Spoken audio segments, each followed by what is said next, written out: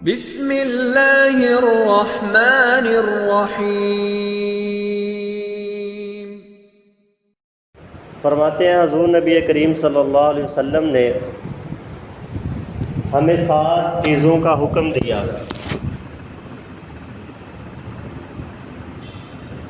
پہلی چیز فرمایا مریض کی عیادت کرو، اگر کوئی فوت ہو جائے تو اس کے جنازے کے اندر شریک ہو۔ جس کو چھینک آئے جب وہ الحمدللہ کہے تو اس کے جواب میں یا رحمت اللہ کہا جائے۔ مظلوم کی مدد کرو، کمزور کی مدد کرو، اور جب کوئی قسم اٹھا لے تو اس کی قسم کو پورا کرنے میں اس کے ساتھ تعاون فرماؤ۔ اور ساتویں اور آخری چیز فرمایا سلام کو عام کرو، سلام کا رواج کرو۔ تو ان 7 چیزوں میں سے ہم آخری جو بات ہے یعنی سلام کو آپ کو اس پر آج گفتگو کریں گے کہ سلام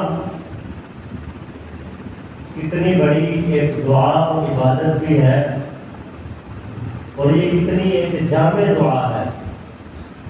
دنیا کے اندر جتنے بھی مذاہب ہیں، جتنی بھی قومیں ہیں، ہر قوم کے اندر کوئی نہ کوئی ایسے جملے بولے جاتے ہیں جب وہ آپس میں ملاقات کرتے ہیں۔ مثلاً کوئی ہیلو کہتا ہے جب پہلے ملاقات کرتا ہے، کسی کے یہاں نمستے بولا جاتا ہے، نمسکار بولا جاتا ہے، گڈ مارننگ، گڈ ایوننگ، صبح بخیر، شب بخیر، اس طرح کے جملے استعمال کیے جاتے ہیں۔ اللہ رب العزت نے اور حضور نبی کریم صلی اللہ علیہ وسلم نے ہمیں جو جملے دیے وہ ان سے ہٹ کر ہے۔ آپ نے السلام نے جو ہمیں جملہ دیا ہے کہ جب تم نے ملاقات کرنی ہے آپس کے اندر مسلمانوں نے تو hello, high, good morning, good evening نہیں کہنا، بلکہ تم نے السلام علیکم ورحمۃ اللہ وبرکاتہ کہنا ہے۔ آپ دوسرے جملوں کو دیکھ لیں، ان کا نہ کوئی دنیاوی فائدہ ہے نہ اخروی فائدہ ہے۔ ہاں زیادہ سے زیادہ جو شب بخیر یا صبح بخیر ہے، اس کا معنی یہی ہے کہ تمہاری صبح اچھی ہو اور تمہاری شام اچھی ہو۔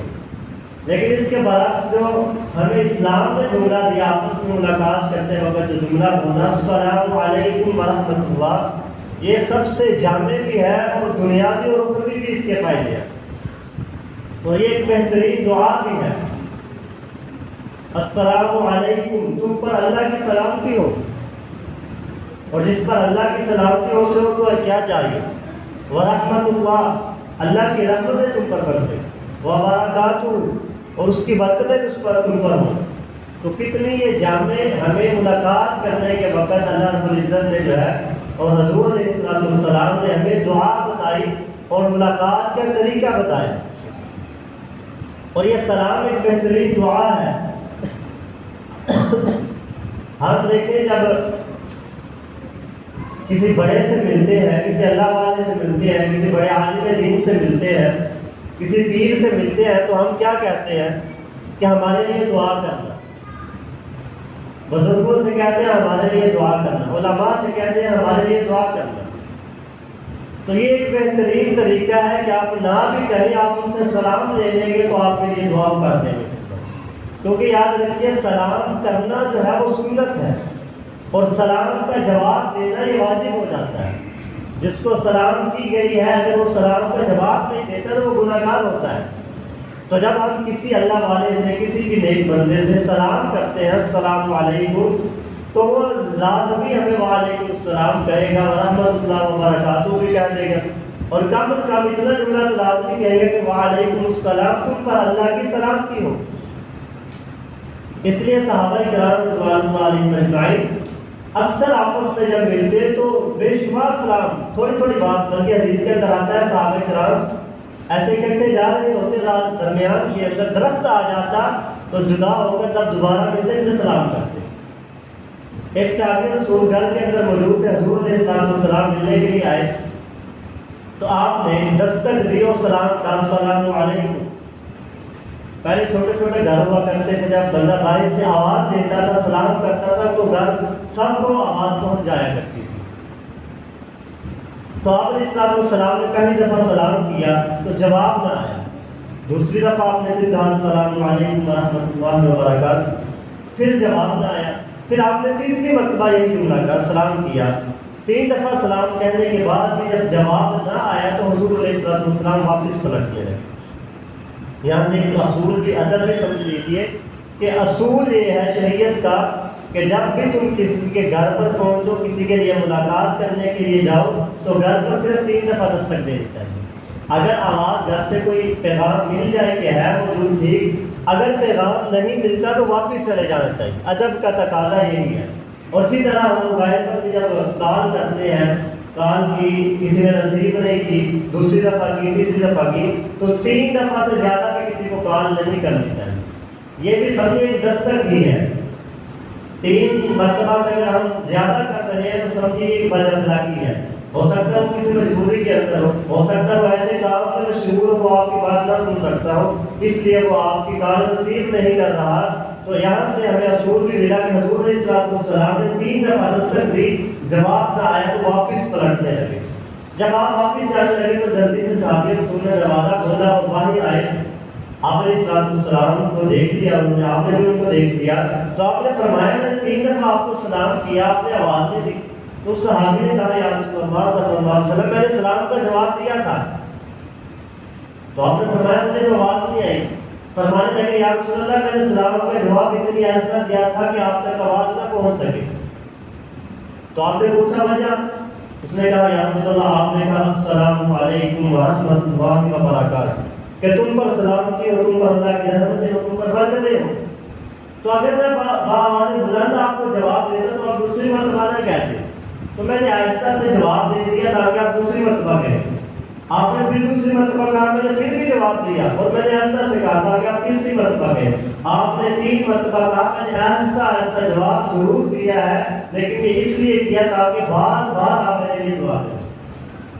تو سلام ایک بہترین دعا ہے، کسی سے لینے کا ہم سلام کریں گے ہمیں، یا ہم سلام کریں گے ہم سے بھی سلام کریں واپس ہم اس کو دعا دیں گے لازمی۔ یہ اس طرح صحابہ کرام حضور علیہ السلام سے دعائیں دیا کرتے تھے۔ اگر ہم بھی چاہیں کسی کو اللہ والے کو دیکھیں، اگر ہم زبان سے نہیں کہہ سکتے کہ ہمارے لیے دعا کر دے، ہم یہ جملے صرف کہتے ہیں کہ السلام علیکم ورحمۃ اللہ، تو یقیناً وہ جواب میں ہمیں وعلیکم السلام کہیں گے۔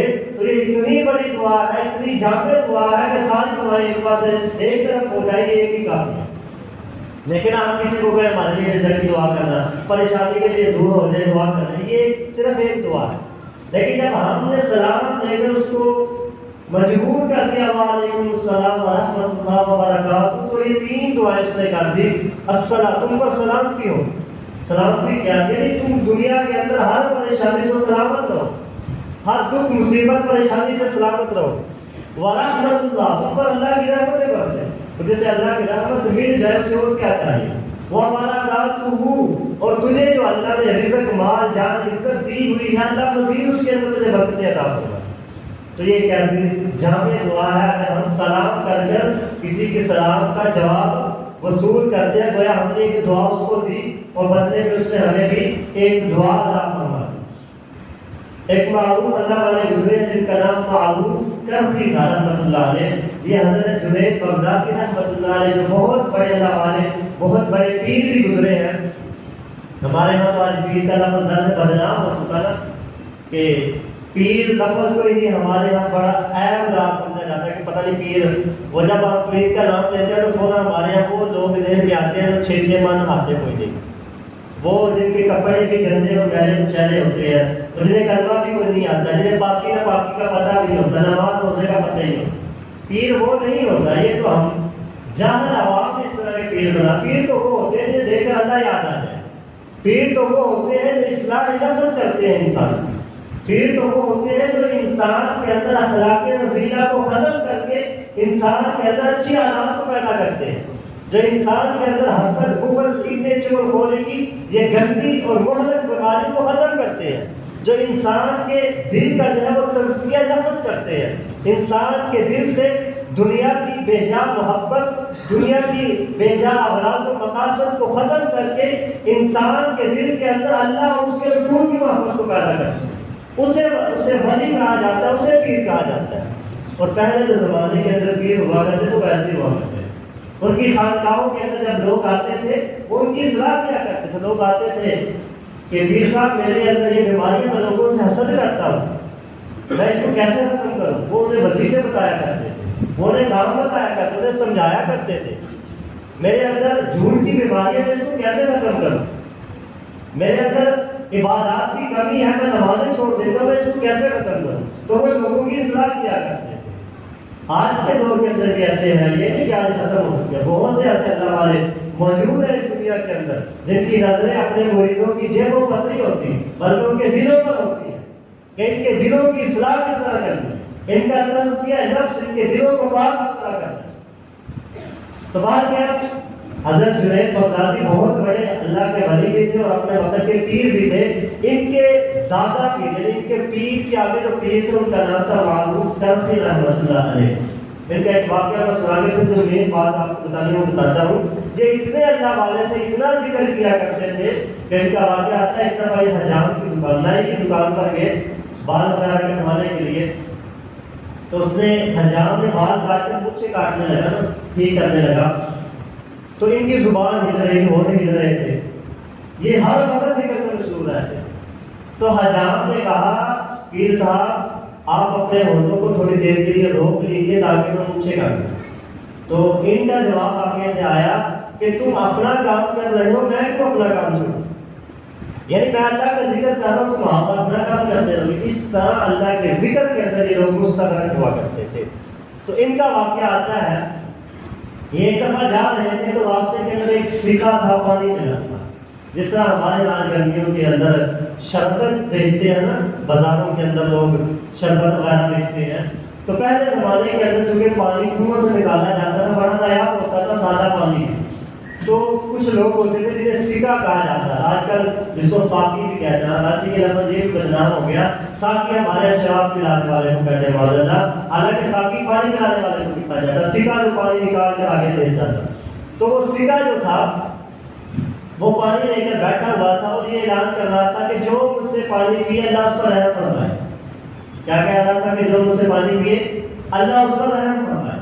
حضرت معروف رضی اللہ علیہ وہاں سے گزرے تو آپ نے اس سے کہا مجھے بھی پانی دو، پانی دیا اور پی لیا۔ ان کے ساتھ تھے حضرت رحمۃ اللہ علیہ کے ساتھ بزرگ تھے، ساتھی ان کے تھے، انہوں نے کہا حضرت آپ کا تو روزہ تھا، آپ نے روزہ توڑ دیا پانی پی کے۔ انہوں نے کہا مجھے پتا نہیں روزہ تھا، میں نے پانی اس لیے پیا ہے، یہ بندہ یہ کہہ رہا تھا کہ اے اللہ جو بندہ مجھ سے پانی پیے تو اس پر رحم فرما، تو ہو سکتا ہے اللہ اس کی دعا قبول فرما دے، میں نے اس سے پانی پیا اللہ اس پر رحم فرما دے۔ روزہ تو رکھ دیا، میں بعد میں بھی رکھ دوں گا، کیونکہ نفل روزے کا اصول ہے کہ کسی کی دعوت کے اندر بھی آپ جائے تو آپ توڑ سکتے ہیں، بعد میں اس کی قضا کر سکتے ہیں۔ تو فرمایا میں نے روزہ اس لیے توڑا تاکہ میں اس کی دعا حاصل کر دوں، اور دعا کیا کہ اللہ اس پر رحم فرمائے جو میرا پانی پیتا ہے۔ تو ہم جب سلام کرتے ہیں تو کیا کہتے ہیں؟ السلام علیکم ورحمۃ اللہ، تجھ پر اللہ کی رحمتیں ہو۔ اس نے ایک جملہ کہا تو یہاں پر 3 دعائیں ہم سلام کے ذریعے حاصل کرتے ہیں اور دیتے بھی ہیں۔ تو اتنی جامع یہ دعا ہے السلام علیکم ورحمۃ اللہ وبرکاتہ، اس لیے کسی اللہ والے سے اگر دعا بھی کروانی ہو تو آپ سلام کر لیں، آپ کے لیے ہر دعا اس کی طرف سے ہو جائے گی۔ پھر سلام ایک ایسا عمل ہے کہ اللہ رب العزت کی طرف سے ہمیں گفٹ ملا ہے، یا اللہ رب العزت کا عطیہ ہے ہماری طرف۔ بخاری شریف کی حدیث ہے، حضور نبی کریم صلی اللہ علیہ وسلم نے فرمایا کہ جب اللہ رب العزت نے حضرت آدم علیہ السلام کو پیدا فرمایا تو آدم سے کہا جاؤ وہ فرشتے بیٹھے ان کو سلام کرو جا کے، اور جو وہ جواب دیں گے اس کو غور سے سننا، وہی تمہاری اور تمہاری اولاد کا سلام ہے۔ یعنی جب تمہاری اولاد آپس میں ملے گی تو وہی تم نے کہنے کرتے۔ تو حضرت آدم علیہ السلام فرشتوں کے پاس آئے تو فرشتوں سے آ کر کہا السلام علیکم، تو فرشتوں نے جواب دیا وعلیکم السلام ورحمۃ اللہ۔ تو فرشتوں نے یہ جواب دیا، تو یہ اللہ رب العزت کی طرف سے ہمیں تحفہ دیا گیا ہے۔ اللہ نے فرمایا کہ آپ تم دنیا کے اندر جب جاؤ گے تمہاری اولاد جب آپس میں ملاقات کرے گی تو کیا آج پہلے بندہ جو ہے وہ سلام کرے گا دوسرے کے لیے، کیا ہے وعلیکم السلام ورحمۃ اللہ وبرکاتہ کہے گا. ایک تو یہ اللہ کی طرف سے گفٹ ہے. دوسرا یہ دعا حدیثی چیز یہ صرف دعا ہی نہیں ہے بلکہ یہ ایک بہت بڑی عبادت بھی ہے. ابو داؤد کی روایت ہے حضور نبی کریم صلی اللہ علیہ وسلم بیٹھے ہوئے تھے. ایک صحابی رسول آئے اور آپ اس نے کہا السلام علیکم. آپ نے السلام نے سن کر جواب دیا وعلیکم السلام اور فرمایا صرف 10 کلمہ بولا. تھوڑی دیر گزری ایک اور صحابی رسول آئے فرمایا السلام علیکم ورحمۃ اللہ. آپ نے اس کو بھی جواب دیا وعلیکم السلام ورحمۃ اللہ اور ساتھ فرمایا پلیز. پھر تھوڑی دیر گزری ایک اور صحابی رسول آئے انہوں نے پورا جملہ بولا السلام علیکم ورحمۃ اللہ وبرکاتہ. تو آپ نے فرمایا پلیز.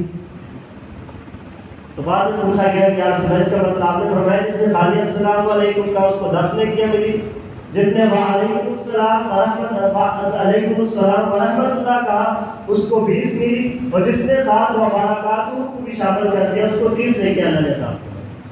تو یہ ایک نیکی حاصل کرنے کا بھی بہترین ذریعہ ہے. بعض صحابہ کرام کے بارے میں آتے ہیں وہ صرف بازار کے اندر جایا بھی اس لیے کرتے تھے لوگوں کو سلام کرے گا. وہ بازار کا چکر لگاتے ہیں اور دکاندار سے ملتے السلام علیکم ورحمۃ اللہ وبرکاتہ اور اس سے سلام وصول کرتے.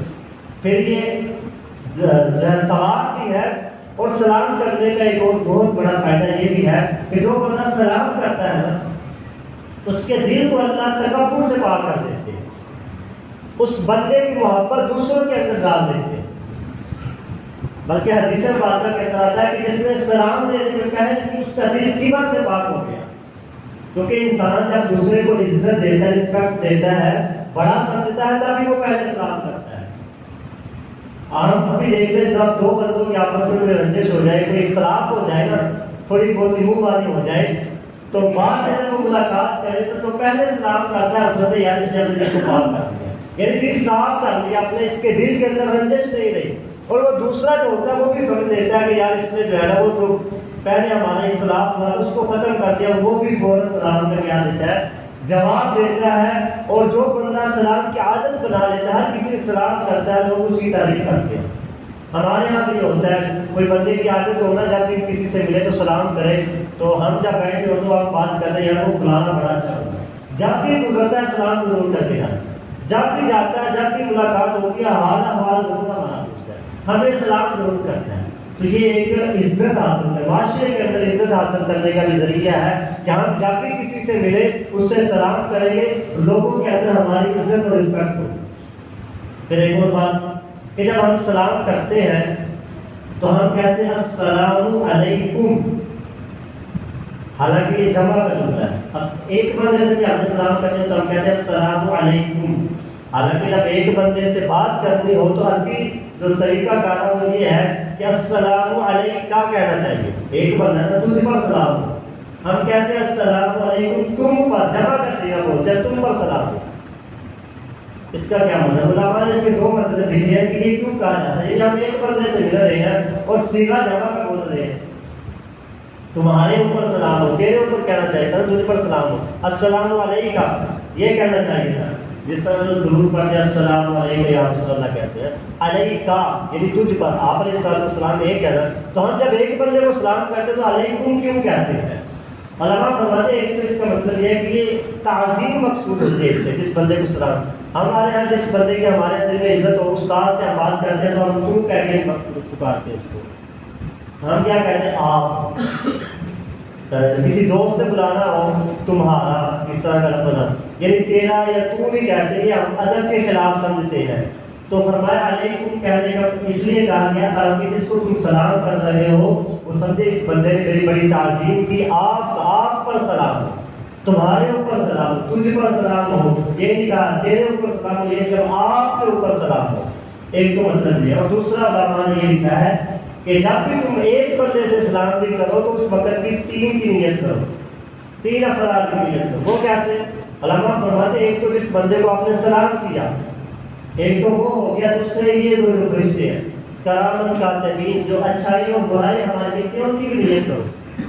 تو یہ 3 ہو گئی اور جمع کا دیگا دن کے لیے بولا جاتا ہے.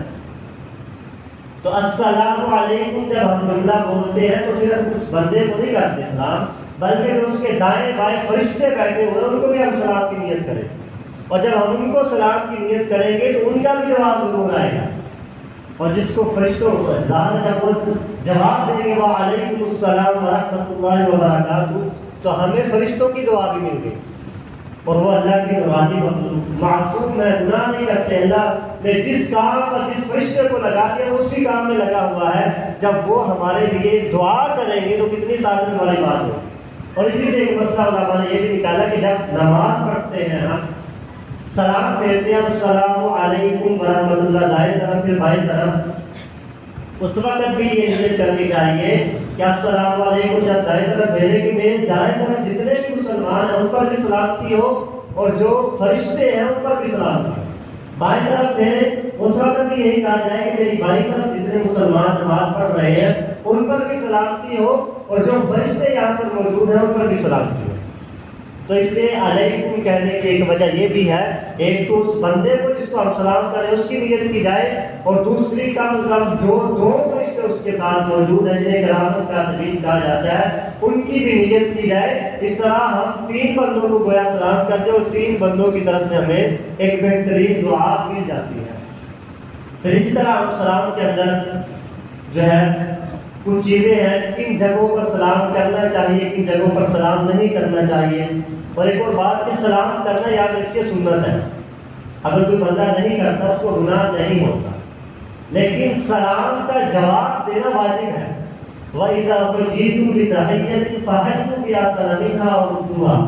اللہ رب العزت قرآن مجید کے اندر فرماتے ہیں کہ جب کوئی تمہیں سلام کرے، دعا کرے دے تو تم اس سے بہتر اس کو سلام کرو. تو سلام کا جواب دینا یہ واجب ہو جاتا ہے. اگر کسی بندے نے کسی کو سلام کیا اور اس نے جواب نہیں دیا تو جس کو سلام کیا گیا وہ گناہگار ہو گیا، کیونکہ اس نے ایک مسلمان کی دعا کا جواب نہیں دیا. تو ایک تو یہ ہے کہ سلام کرنا سنت، اس کا جواب دینا واجب ہے. اور دوسری بات یہ ہے کہ ہم دیکھتے ہیں کچھ مسائل کہ مجلس لگی ہوئی ہے، جب بندہ بعض بندے ہوتے ہیں وہ ہر ایک سے سلام کرتے ہیں اکیلے اکیلے سے. کیا اکیلے سے کرنا چاہیے یا اونچی آواز سے ایک دفعہ کہہ دینا چاہیے؟ تو اس کے اندر بھی یہی ہے کہ بہترین طریقہ یہ ہے کہ ہم با آواز بلند السلام علیکم ورحمۃ اللہ وبرکاتہ کہیں. سب سے اکیلے کرنے کی ضرورت نہیں ہے، بے جا تکلف ہے. اور مجلس کے اندر جو حضرات بیٹھے ہیں ان سے اگر ایک ہی بندہ جو ہے سلام کا جواب دے دیتا ہے وعلیکم السلام ورحمۃ اللہ وبرکاتہ کہہ دیتا ہے تو سب کی طرف سے ادا ہو جاتا ہے. ہاں اگر وہ سارے کہہ دیتے ہیں پھر بھی ٹھیک ہے، اگر ایک ہی کہہ دے گا تو سب کی طرف سے سلام ہو جاتا ہے. اس طرح جب کن موقعوں پر سلام نہیں کہنا چاہیے، وہ بھی چند مواقع ایسے ہیں جہاں پر ہمیں سلام نہ کرنے کا کہا گیا ہے. نمبر ایک، بندہ قرآن پاک پڑھ رہا ہے، اس میں آپ آئے ہیں، آپ نے دیکھا مسجد کے اندر کوئی بندہ ہو قرآن پاک میں مشغول ہے، آپ اس کو سلام کرتے ہیں، یہ جگہ نہیں ہے سلام، وہ اللہ سے معاملے گفتگو ہے. اور اسی طرح ایک بندہ نماز پڑھ رہا ہے تو آپ اس کو آ کر سلام کرتے ہیں، یہ بھی ٹھیک نہیں ہے. اسی طرح مجلس لگی ہوئی ہے، قرآن و سنت کی باتیں ہو رہی ہیں، وہاں تو نصیحت کی، جیسے آپ ہماری مجلس لگی ہوئی ہے، میں گفتگو کر رہا ہوں آپ سن رہے ہیں، اب کوئی بندہ بائیں سے آ کر اگر سلام کرتے ہیں تو اس نے غلط کیا ہے، کیونکہ ہم پہلے ہی دین کی بات کر رہے ہیں، پہلے ہی اللہ اور اس کے رسول کی گفتگو کے اندر وہاں پر ہے. جب وہ آئے گا تو ہم بھیجا اس کی دوائرہ طرف متوجہ ہو جائیں گے، ڈسٹرب ہو جائیں گے.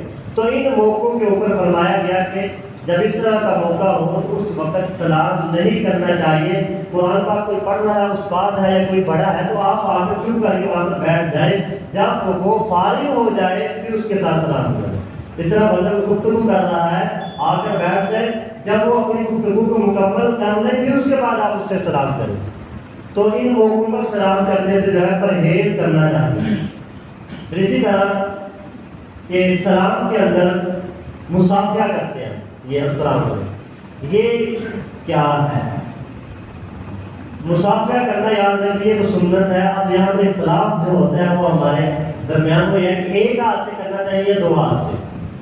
یاد رکھیے گا دونوں ہاتھوں سے مصافحہ کرنا سنت ہے، اور ایک ہاتھ سے مصافحہ کرنا یہ خلاف سنت ہے. بخاری شریف کے اندر امام بخاری رحمۃ اللہ علیہ نے باقاعدہ ایک باب باندھا، ترجمۃ الباب ہی یہ ہے کہ دونوں ہاتھوں سے سلام کرنا. عبداللہ بن مسعود رضی اللہ تعالیٰ عنہ سے کے راوی ہے، فرماتے ہیں کہ میرا ہاتھ حضور علیہ السلام کے دونوں ہاتھوں کے اندر تھا. اب یہاں سے وہ لوگ کہتے ہیں کہ ایک ہاتھ سے سلام کرنا چاہیے، وہ اس کا جواب دے دیتے ہیں عبداللہ ابن مسعود کہتے ہیں کہ میرا ہاتھ حضور کے دونوں ہاتھ، عبداللہ ابن مسعود نے تو ایک ہاتھ سے سلام کیا.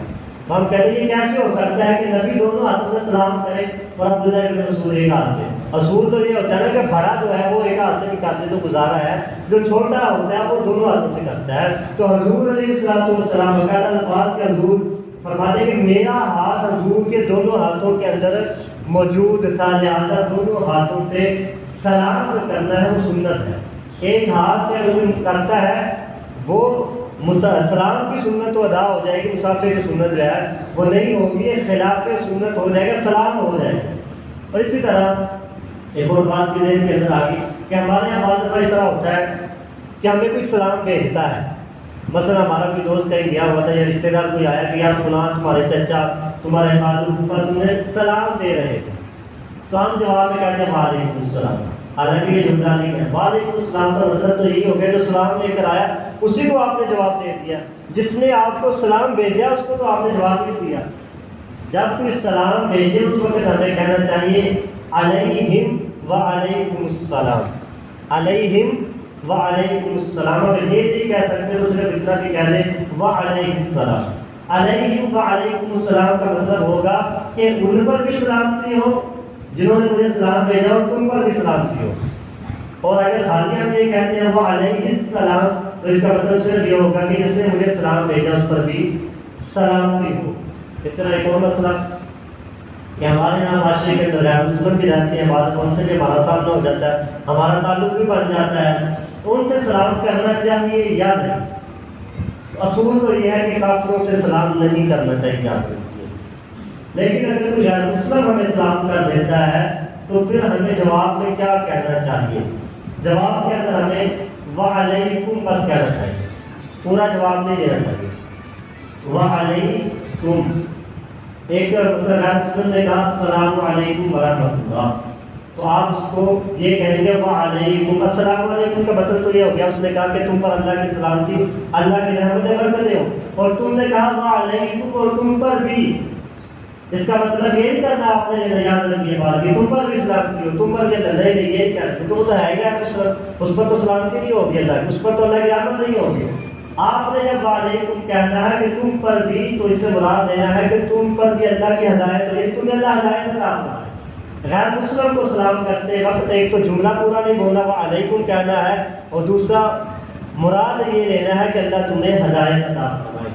حضور نبی کریم صلی اللہ علیہ وسلم کے زمانے کے اندر غیر مسلم یہودی بہت تھے مدینے کے اندر، تو وہ یہ الفاظ کہا کرتے تھے، بعض دفعہ یہ غلط لفظ بھی استعمال کر دیا کرتے ہیں. آپ کے زمانے کے اندر بخاری کے حدیث ہے کچھ یہودی آپ کے پاس آئے تو انہوں نے آپ کو سلام کیا. سلام کیا کیا؟ السلام علیکم.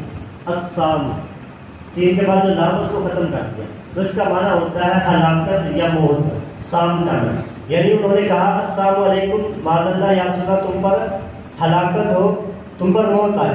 حضرت عائشہ نے جب یہ الفاظ سنے آپ کو موجود تھی تو آپ نے فرمایا وعلیکم اللعنہ وعلیکم السلام واللعنہ. حضرت عائشہ نے فرمایا تم پر بھی اللہ کی ہلاکت ہو، اس کی لعنتیں ہو. آپ علیہ السلام نے حضرت عائشہ سے فرمایا کہ نرمی کرو. میں نے جواب دیا، آپ نے فرمایا وعلیکم، بس اتنا جملہ کہا وعلیکم. یعنی کہ جب بھی کہتا ہے وہ غلط جملہ بھی بولے گا تب بھی آپ نے کیا کہنا ہے وعلیکم. اگر وہ السلام علیکم کہتا ہے تم پر ہلاکت ہو، ہم جب جواب میں کہہ دیں گے نا وعلیکم تو مطلب ہوا تم پر بھی ہلاکت ہو. تو اس چیز کو بھی خیال رکھنا ہے. بغیر مسلم سے ہماری ملاقات ہو جائے تو کوشش کریں کہ صرف وعلیکم ہی جواب دیں. ہاں بعض دفعہ اس طرح کہ ہمیں سلام پہلے کرنی پڑ جاتی ہے، مثلا ہم کسی غیر مسلم کے ماتحت کام کرتے ہیں تو وہاں پر ظاہر ہے کہ ہمیں کوشش کرنی پڑے گی پہلے سلام کریں، وہ ورنہ وہ ناراض ہو جائے گا.